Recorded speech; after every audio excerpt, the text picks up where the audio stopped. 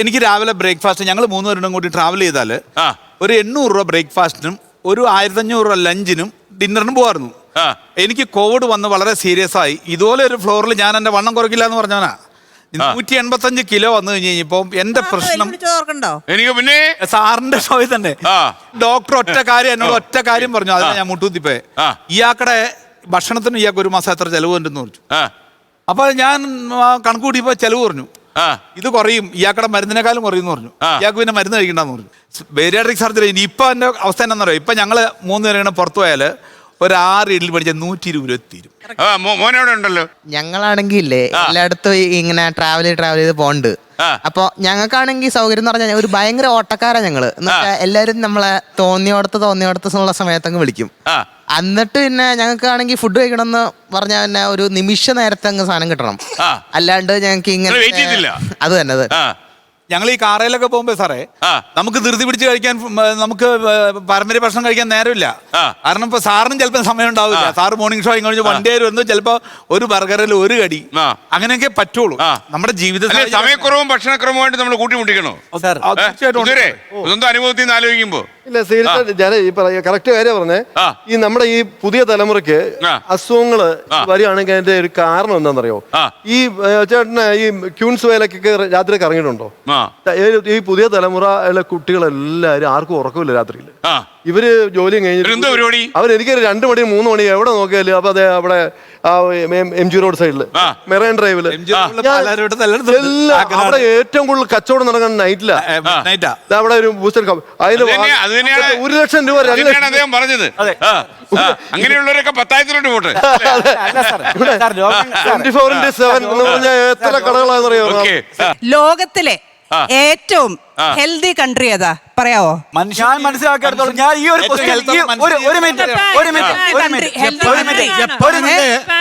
ജപ്പാനിലെ ഓക്കിനാവ എന്ന് പറയുന്ന ഒരു വില്ലേജ് ആണ് ഏറ്റവും 120 വയസ്സുള്ള മനുഷ്യർ ജീവിക്കുന്ന സ്ഥലമാണ്. വളരെ ആനന്ദത്തോടു കൂടി ജീവിക്കുന്ന.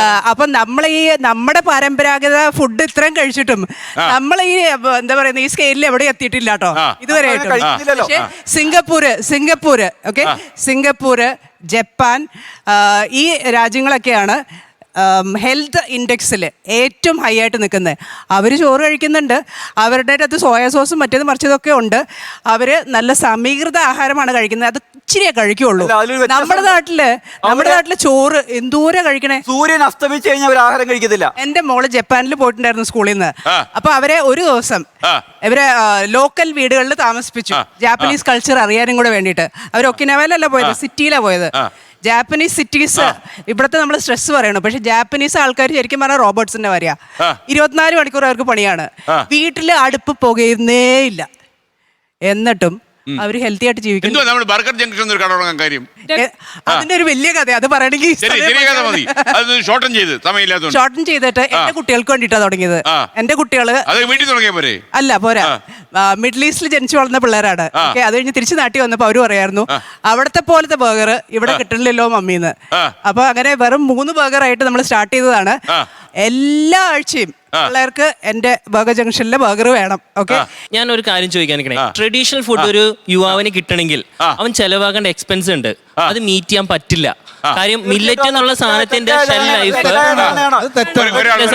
കംപ്ലീറ്റ് ചെയ്യണം. കാര്യം മില്ലറ്റിന്റെ ഷെൽ ലൈഫ് ഏറ്റവും ബെസ്റ്റ് ഫുഡ് എന്ന് പറയുന്നത് മില്ലറ്റ് ആണ്. കാര്യം നമ്മുടെ പൂർവികർ ഉപയോഗിച്ചിരുന്നത്. ഇതിന്റെ ഷെൽ ലൈഫ് എത്രയും സാറിന് അറിയാലോ. നമുക്കൊരു അരി സേവ് ചെയ്ത് വെക്കുന്നതും ഒരു മില്ലറ്റ് എടുത്ത് വെക്കുന്നതും ഷെൽ ലൈഫിന്റെയും അതിന്റെ ക്വാളിറ്റിയും അത് ലോസ്റ്റ് ആവണയാ. ഇപ്പൊ ഈ പറയുന്ന ട്രഡീഷണൽ ഫുഡ് നമുക്ക് കിട്ടുന്നത് അത് എത്രത്തോളം ട്രഡീഷണൽ ആണെന്ന് സാറിന് ഈ റെസ്റ്റോറൻറ്റുകളുടെ രീതിയിൽ തന്നെ ഞാൻ പറയാം. FSAന്റെ രീതിയിൽ സർട്ടിഫിക്കേഷൻ കിട്ടുന്ന റെസ്റ്റോറൻറ്റ്സ് ആണ് വർക്ക് ചെയ്യുന്നെങ്കിൽ ട്രഡീഷണൽ ഫുഡ് തന്നെ കടകളിലുണ്ട്. അവിടെയും ഈ പറയുന്ന മായവും കാര്യങ്ങളൊക്കെ കയറുന്നുണ്ട് സാർ. ഈ ഇപ്പൊ ഇവിടെ ചോദ്യത്തിൽ വന്നിരിക്കുന്നത് ശരിക്കും പറഞ്ഞാൽ ഫാസ്റ്റ് ഫുഡിന്റെ മായത്തിനെ പറ്റി നിങ്ങൾ ചോദിക്കുന്നത്. ഗവൺമെന്റ് ഓൾറെഡി സിസ്റ്റം എസ്റ്റാബ്ലിഷ് ചെയ്തിട്ടുണ്ട് എങ്ങനെ ആയിരിക്കണം ഫുഡ് കൊടുക്കേണ്ടത്. അവർക്ക് ക്ലാസ് കൊടുത്ത് ലൈസൻസും കൊടുത്തിട്ടാണ് ഇത്. എല്ലാവർക്കും ലൈസൻസ് ഇല്ല. ഇല്ലാത്തത് തോന്നിയത് നമ്മൾ ഈ നാട്ടിൽ കാണുന്ന തട്ടുകട അവിടെയാണ് work ഇവിടെ ചെയ്യുന്നതല്ല അവിടെയാണ് ഈ അത് government തന്നെ പറയുന്ന പിടിക്കണം. ഗവൺമെന്റ് സ്ഥാപനങ്ങളൊക്കെ ക്ലോസ് ചെയ്യുന്നത് സാർ. ഡെഫിനറ്റ്ലി നമ്മൾ കുക്കിംഗ് ചെയ്യുന്ന പ്രോസസ് ചെയ്യുന്ന കാര്യങ്ങൾ നമ്മൾ അറിഞ്ഞിരിക്കണം. ആ അവയർനെസ് ആണ് വേണ്ടത്. കുറെ കുക്കിംഗ് ചെയ്താൽ ന്യൂട്രിറ്റീവ് ഫുഡ് ഉണ്ടാവുന്ന ഒട്ടും ശരിയല്ല. നമുക്ക് വളരെ കുറച്ച് ആഹാരം ഉണ്ടാക്കിയിട്ട് കുറച്ച് സമയത്ത് നമുക്ക് നല്ല ന്യൂട്രിറ്റീവ് ഫുഡ് ഉണ്ടാക്കാൻ പറ്റും. പക്ഷെ അത് അവയർനെസ് ഇല്ല.